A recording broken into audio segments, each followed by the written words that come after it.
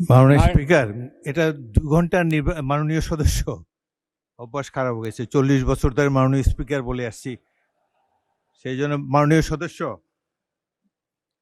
2 ঘন্টার আলোচনা already 45 minute আপনারা বলেছেন।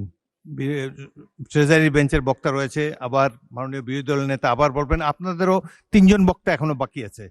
সুতরাং আচ্ছা ঠিক আছে, 1 মিনিট আপনি বলেন। মাননীয় স্পিকার, এর মধ্যে 7 মিনিট চলে গেছে।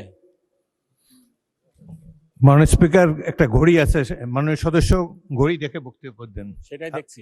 10 মিনিট 3 মিনিট আছে আপনার। মাননীয় স্পিকার, ধন্যবাদ আপনাকে। এই অন্তর্বর্তীকালীন সরকারের বিষয়টি নিয়ে একটি মামলা হয়েছিল, মহসিন রশিদ ভার্সেস বাংলাদেশ। সেখানে কোর্ট ক্যাটাগরিক্যালি বলেছিল, this government is backed by instrument as well as backed by the will of the people. সুতরাং এখানে জনগণের রায় ছিল। জনগণের যেই ম্যান্ডেট তারা দিয়েছিল, সেদিন 3টা ম্যান্ডেট দিয়েছিল, সংস্কার, বিচার এবং নির্বাচন।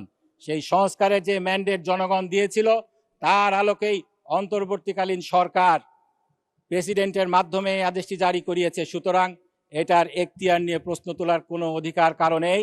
কেউ যদি এটা বিচার করতে পারেন, সেটা হলো বাংলাদেশের হাইকোর্ট। সেই হাইকোর্টে যতক্ষণ পর্যন্ত না এর ব্যাপারে রায় আসছে, আমাদেরকে সকলকে এই আইনটি মানতে হবে।